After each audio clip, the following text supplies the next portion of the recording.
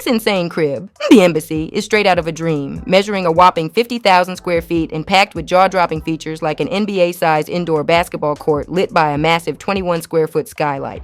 Canadian architect and interior designer Ferris Raffauli went all out on this one, crafting it from limestone, bronze, exotic woods, and other swanky materials.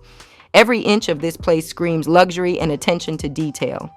The Embassy channels that classic Beaux-Arts vibe, but with a fresh modern twist. Walking in, you're greeted by an epic entry hall decked out in solid limestone and Nero Marquina marble, with a ceiling of antique mirrors framed in bronze. And then there's the great room, 44 feet high. One end showcases a custom Bosendorfer concert grand piano, a collab between the Austrian piano maker, Japanese artist Takashi Murakami, and Raffauli. It's framed by panels of Macassar ebony and bronze screens with antique beveled mirrors. The Great Room also features a monumental Lobmere Metropolitan chandelier, a dazzling piece with over 20,000 hand-cut Swarovski crystals.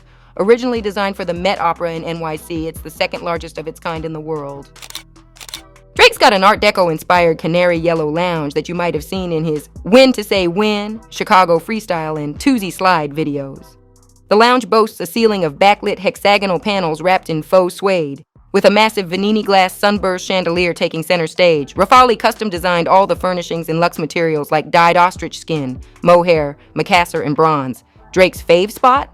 His 3,200 square foot master bedroom suite with an extra 2,100 square feet of covered terraces. The bedroom is where I come to decompress and start my day, Drake says. The bed makes you float, the shower lets you escape, and the closet makes you want to talk to yourself while getting dressed.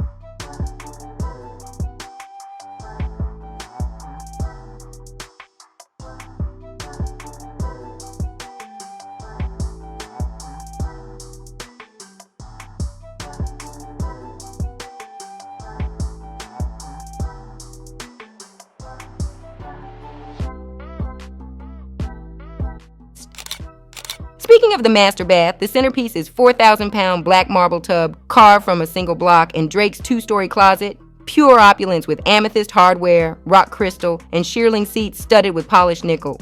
It's the perfect place for his wardrobe, sneaker collection, and his prized Hermes Birkin bags. God, this is what you call greatness, man.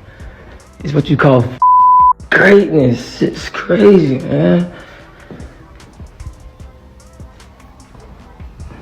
This is what I look up to. I swear to God on my life. On my son, I do.